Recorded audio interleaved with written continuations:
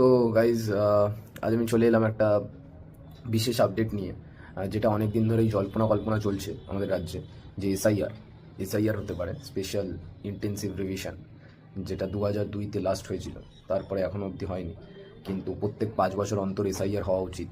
এবং বিভিন্ন কিছু সরকারের গাফিলতির কারণেই বলা যায়, যে সরকারগুলো পূর্ববর্তী সময় ছিল, প্রথমে সিপিএম এবং তারপরে তৃণমূলের কিছুটা পিরিয়ড, তো তাদের এবং কেন্দ্র সরকারের কিছুটা গাফিলতির কারণেই বলা যায়, কেন্দ্রে যারা যারা ছিলেন সরকারে তাদের কিছুটা গাফিলতির কারণেই বলা যায় এসআইআরটা হয়নি বাংলায়। তো যেহেতু যেই কারণে হয়নি বাংলায়, শুধু বাংলায় নয়, দেশের অন্যান্য রাজ্যেও যেরকমভাবে হওয়া উচিত ছিল সেরকমভাবে হয়নি। মানে একটা কন্টিনিউয়াস প্রসেস এটা কনস্টিটিউশনে, তো এটা হয়নি। এবং এটা বলা যায় শুধুমাত্র সরকারদের গাফিলতি আছে তাও নয়, নির্বাচন কমিশনদের গাফিলতি ছিল, যার কারণে নির্বাচন কমিশনরা কোথাও না কোথাও সরকার বা তৎকালীন গভর্নমেন্টের সাথে কোনোভাবে মানে এমনভাবে মিক্সড আপ হয়েছিল যেই কারণে এইগুলো হতে পারেনি। তো এটা একটা সিস্টেমেটিক প্রসেস, যেটা কনস্টিটিউশনাল, এবং একটা কনস্টিটিউশনাল বডি, সেটা হলো নির্বাচন কমিশন, এটা জিনিসটা করে থাকে। এবার এটা পশ্চিমবঙ্গে অনেক দিন ধরে চলছে খবরে যে হবে হবে হবে হবে।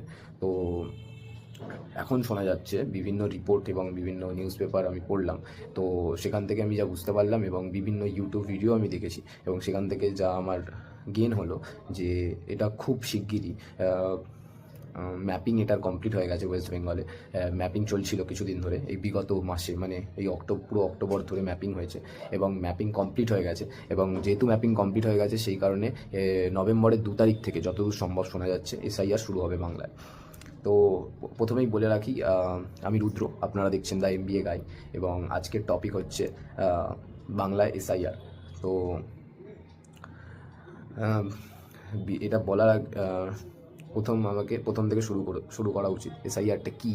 তো অ্যাকচুয়ালি 2002 সালে বা তার আগে যে এসআইআর হয়েছিল, সেই এসআইআরের সাথে এই এসআইআরের কী কোনো পার্থক্য আছে সেটা বলে দেওয়া ভালো।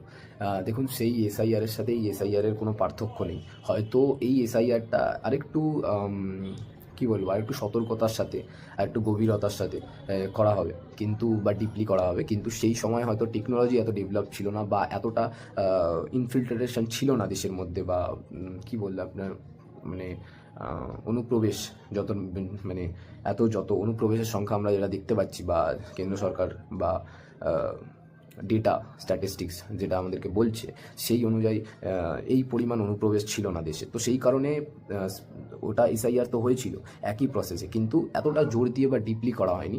কিন্তু তখনও প্রায়